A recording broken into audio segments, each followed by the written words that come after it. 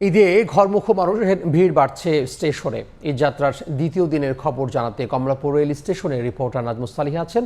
আমরা সরাসরি যুক্ত হব তার সঙ্গে। সালিহী, ঈদ যাত্রার দ্বিতীয় দিনে রেলপথে খানিকটা স্বস্তির খবর। যারা রেলপথে যেতে চান বা যারা ইতোমধ্যেই যাত্রা করেছেন তাদের অভিজ্ঞতা আজকেও অন্তত বলা চলে অনেকটা ভালো।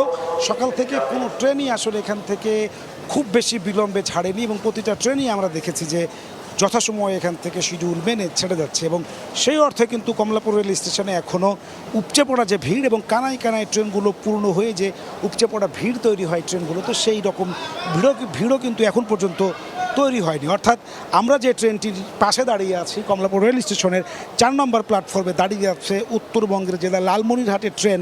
এটি হচ্ছে বুড়িমারি এক্সপ্রেস। আপনি জানেন যে উত্তরবঙ্গের ট্রেন মানেই উপচে পড়া ভিড় এবং কানায় কানায় পরিপূর্ণ থাকে এবং সেটি আসলে শিডিউল বিপর্যয়ের এই স্বাভাবিক সময়েও ছিল।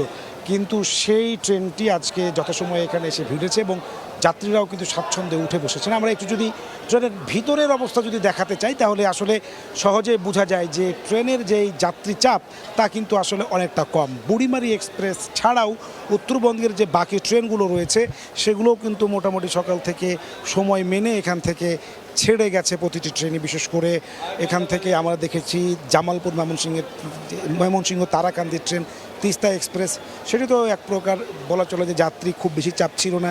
উত্তরবঙ্গের জেলা রাজশাহীর অন্যতম একটি ট্রেন ধূমকেতু এক্সপ্রেস, সেটিও 6টার সময় এখান থেকে যথাসময়ে ছেড়ে গেছে এবং সেটিতেও খুব বেশি যাত্রী ছিল এরকম নয়।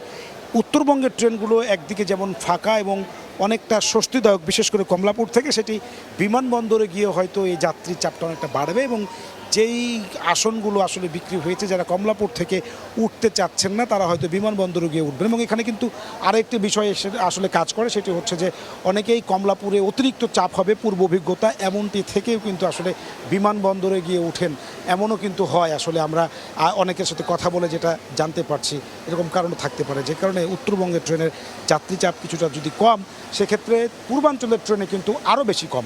স্বাভাবিক সময় এবং উত্তরাঞ্চলের ট্রেনে যেহেতু প্রচুর সংখ্যক আসনের চাহিদা থাকে, গাদাগাদি থাকে, কিন্তু সেরকম যদি পশ্চিমাঞ্চলের ট্রেনে না এবং স্বাভাবিক সময়ে কিন্তু পূর্বাঞ্চলের ট্রেনের যাত্রীর চাপ কিছুটা নর্মাল সময়েও কম থাকে।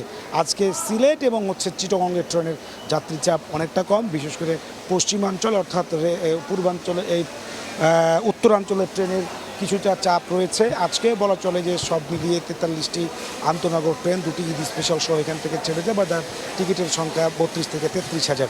সুতরাং সারাদিনে এত সংখ্যক লোক ঢাকা ছাড়লেও এখান থেকে যে ট্রেনগুলো ছেড়ে যাচ্ছে সেই ট্রেনগুলোতে 25% স্ট্যান্ডিং টিকিট দেওয়া হচ্ছে এবং এই ট্রেনগুলো ফাঁকা হওয়ার পেছনে অন্যতম কারণ যাত্রীরা মনে করছেন যে এবার কমলাপুর রেল স্টেশনে 5 স্তরের চেকিং সিস্টেম চালু করা হয়েছে। সুতরাং বিনা টিকিটে কাউকে স্টেশনের ভিতরে প্রবেশ করতে দেওয়া হচ্ছে না, যে কারণে টিকিটের সমপরিমাণ আসন সংখ্যক যাত্রী এখানে আসতে পারছেন।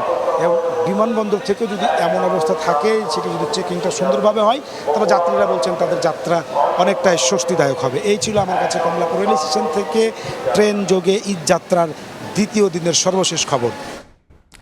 সহকর্মী নাজমুস সালিহী যুক্ত হয়েছিলেন কমলাপুর রেল স্টেশন।